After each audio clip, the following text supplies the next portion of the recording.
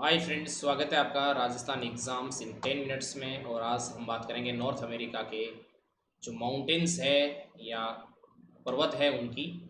उससे पहले मेरे बारे में कुछ जानकारी। सुरेश ठोलिया, 10 ईयर टीचिंग एक्सपीरियंस।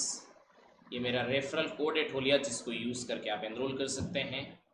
और ये मेरा टेलीग्राम चैनल है जिस पर आप मेरे को फॉलो कर सकते हैं। यहाँ पर टॉप एजुकेटर्स के आपको लाइव क्लासेस मिलती हैं, वीकली क्विज है, मेगा क्विज मिलते हैं आपको, स्ट्रक्चर्ड कोर्स है। और ठोलिया 10 कोड यूज़ करने पर आप सभी की एजुकेटर्स की क्लासेस देख पाएंगे, यानी अनलिमिटेड एक्सेस है। 1 ईयर का सब्सक्रिप्शन आप 7000 में ले सकते हैं। 2 ईयर का सब्सक्रिप्शन है वो 8400 में। और ठोलिया 10 कोड यूज़ करने पर आपको 10% डिस्काउंट मिल जाएगा। और 1 ईयर के लिए आप 6300 के अंदर, 6300 के अंदर, और 2 ईयर के लिए 7560 के अंदर एनरोल कर पाएंगे आप। कौन कौन से माउंटेन्स हैं? तो ये देखो, वेस्टर्न कोडिलेरा के रूप में जाने जाते हैं यहाँ पर जो माउंटेन्स हैं। इन माउंटेन्स को वेस्टर्न कोडिलेरा के रूप में जानते हैं या पश्चिमी कोडिलेरा के रूप में जाना जाता है, यानी वेस्टर्न कोडिलेरा के रूप में। कोडिलेरा का मतलब एक तरीके से हो गया, कोडिलेरा का मतलब हो गया कि जिसका निर्माण अलग अलग समय में, अलग अलग समय काल में हुआ है। जिसका निर्माण अलग अलग समय काल में और अलग अलग प्रक्रियाओं के द्वारा हुआ है। एक समय में नहीं बने ना, एक प्रक्रिया से। जैसे कोई मुर्दार पर्वत है, कोई ब्लॉक माउंटेन है, इस तरीके से कोडिलेरा पश्चिमी भाग में, इसलिए वेस्टर्न कोडिलेरा। ज़्यादातर यहाँ पर फोल्डेड माउंटेन्स यानी मोड़दार पर्वत ही आपको देखने को मिलेंगे। फोल्डेड माउंटेन्स ही देखने को मिलेंगे। फोल्डेड माउंटेन्स होते हैं, उनका निर्माण संपीड़न बल के कारण से, यानी कंप्रेसिव फोर्स के कारण से होता है। संपीड़न बल या कंप्रेसिव फोर्स के कारण से होता है। तो सर संपीड़न बल किसके कारण से लग रहा है? तो ये नॉर्थ अमेरिकन प्लेट इधर से आती है, इधर से नॉर्थ अमेरिकन प्लेट आती है, इधर से पैसिफिक प्लेट आती है। इन दोनों के बीच में कंप्रेसिव फोर्स के कारण से यहाँ पर एक पर्वत श्रृंखला का निर्माण होता है। कई श्रेणी, एकदम सीरीज कह सकते हैं पर। तो इस तरीके से माउंटेन्स बनते हैं, उन्हें वेस्टर्न कोडिलेरा के रूप में जानते हैं। जैसे अलास्का रेंज है, अलास्का रेंज है, ये अलास्का प्रांत के अंदर या अलास्का स्टेट में, जो कि यूएसए का भाग है। इसके अंदर अलास्का रेंज ऊपर वाले रीजन में आपको ब्रुक्स रेंज दिख जाएगी। इन दोनों के बीच में एक माउंटेन दिख जाएगा जो कि यूकॉन प्लेट्यू है, जहाँ से यूकॉन रिवर का फ्लो होता है। इस अलास्का रेंज की हाईएस्ट पीक है माउंट मैकेनली। माउंट मैकेनली इसकी हाईएस्ट पीक है। ये highest peak of north America continent है। नॉर्थ अमेरिका यानी उत्तरी अमेरिका महाद्वीप की सबसे ऊंची चोटी है, उत्तरी अमेरिका महाद्वीप की। यदि उत्तरी अमेरिका महाद्वीप की है तो यूएसए की भी होगी। उत्तरी अमेरिका महाद्वीप की सबसे ऊंची चोटी है। इसके अलावा इसके अलास्का रेंज हो गई। और ये एक्टिव वोल्केनो या सक्रिय ज्वालामुखी का एग्जाम्पल है। एक्टिव वोल्केनो या सक्रिय ज्वालामुखी का एग्जाम्पल है एक्टिव वोल्केनो। अब नीचे आ जाएंगे तो यहाँ पर आपको एक रेंज मिलेगी जिसका नाम है मैकेंजी रेंज। यहाँ पर इस रीजन में मैकेंजी पर्वत श्रृंखला। और इसके इस साइड में आप देखोगे तो ये देखो, जैसे कोस्ट रेंज मिलेगी, तटीय पर्वत श्रृंखला, यानी कोस्ट रेंज है। यहाँ पर एक तटीय पर्वत श्रृंखला है, ये माउंटेन के रूप में इस तरीके से, जिसकी हाईएस्ट पीक है, इसका नाम है माउंट लोगन। ये माउंट लोगन जो है, ये सेकंड हाईएस्ट रेंज पीक है नॉर्थ अमेरिका कॉन्टिनेंट की, यानी दूसरी सबसे ऊंची चोटी उत्तरी अमेरिका महाद्वीप की। सबसे ऊंची चोटी आप देखोगे तो हमारे पास में थी माउंट मैकेनली, हाईएस्ट पीक ऑफ। इसके बाद देखोगे आप तो ये नॉर्थ अमेरिका कॉन्टिनेंट की सेकंड हाईएस्ट है, जबकि कनाडा की हाईएस्ट पीक है। ये कनाडा की हाईएस्ट पीक है। इससे नीचे आ जाएंगे, आगे आ जाएंगे तो आपको कास्केड, कोस्ट रेंज के आगे आएंगे तो कास्केड रेंज मिल जाएगी आपको। ये कास्केड रेंज की हाईएस्ट पीक माउंट रेनियर है, माउंट रेनियर है, कास्केड रेंज मिल जाएगी।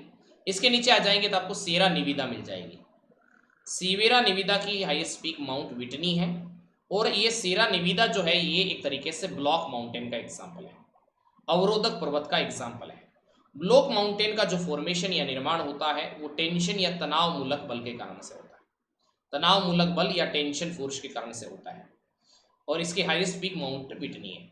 ये विश्व का सबसे विस्तृत पर्वत श्रृंखला है, यानी सबसे ज्यादा हुआ फैला हुआ पर्वत है, सबसे विश्व की सर्वाधिक विस्तृत पर्वत श्रृंखला के रूप में इसे जानते हैं। ये ध्यान देंगे, विस्तृत पर्वत श्रृंखला है। इसी के पास में यहाँ पर आपको डेथ वैली मिल जाएगी, जो कि यहाँ पर सब, इसका यहाँ का सबसे निम्न स्थान भी है और सबसे गर्म स्थान भी। डेथ वैली विश्व का सबसे गर्म स्थान भी है, ये भी ध्यान रखना है आपको। इसके नीचे आ जाएंगे तो सीरा माद्रे मिलेगा आपको। सीरा माद्रे दो भागों में बंटा हुआ है, पश्चिमी ऑक्सीडेंटल कहलाता है और ये ओरिएंटल कहलाता है, यानी सीरा निविदा ओरिएंटल और ऑक्सीडेंटल। जो ओरिएंटल है, ओरिएंटल का मतलब होता है पूर्व, यानी ये पूर्वी भाग हो गया। ऑक्सीडेंटल का मतलब होता है पश्चिम, तो ये हमारे पास में पश्चिमी भाग हो गया। ये पूर्वी भाग हो गया और ये पश्चिमी भाग हो गया। इनके बीच में जो है आपके पास में मिलेगा मैक्सिकन प्लेट्यू, जो कि चांदी के लिए फेमस है। इससे यदि आप इधर देखोगे तो यहाँ पर रॉकी माउंटेन भी नजर आ जाएगा आपको, रॉकी माउंटेन भी, ये रॉकी माउंटेन, इन रेंजेस के इधर रॉकी माउंटेन। ये रॉकी माउंटेन जो है ये उत्तरी अमेरिका महाद्वीप या नॉर्थ अमेरिका कॉन्टिनेंट का, ये उत्तरी अमेरिका महाद्वीप की सबसे लंबी पर्वत श्रृंखला है, सबसे लंबी पर्वत श्रृंखला है। और इसकी हाईएस्ट जो पीक है, यानी सबसे ऊंची चोटी या हाईएस्ट पीक है इसकी, वो यहाँ पर स्थित है यूएसए में, वो है अल्बर्ट।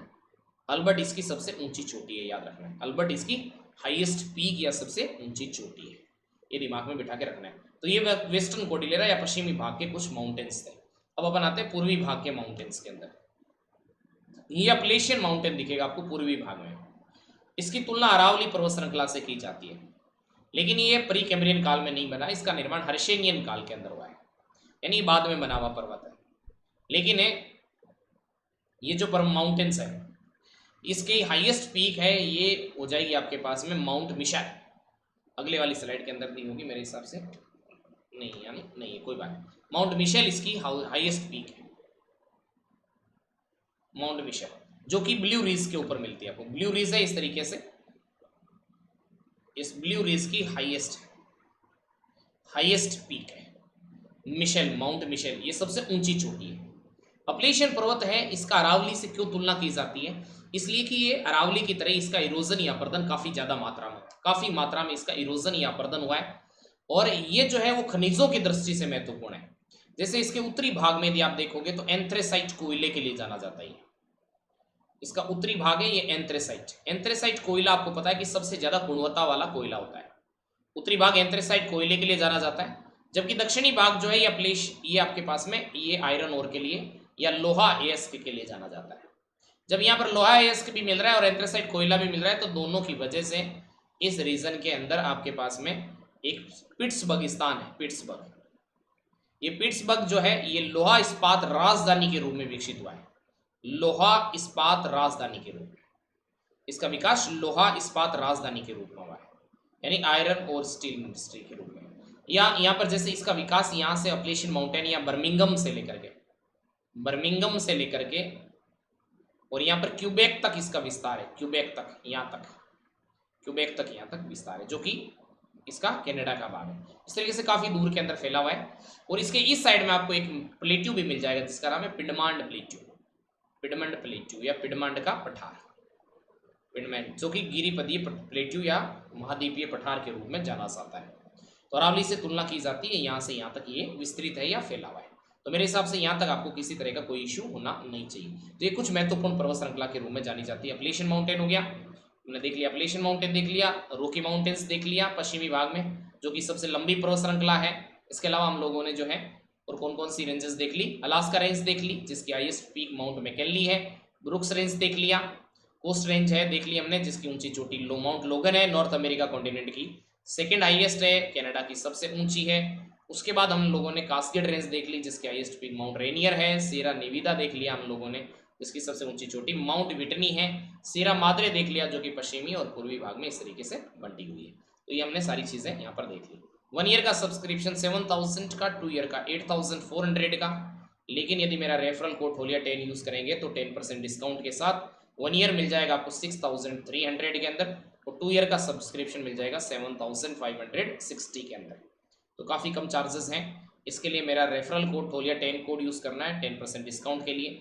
ये मेरा कॉन्टैक्ट नंबर है, यदि किसी तरह का इशू हो तो व्हाट्सएप कर सकते हैं, चैनल को सब्सक्राइब कर सकते हैं और अपने दोस्तों के साथ शेयर कर सकते हैं।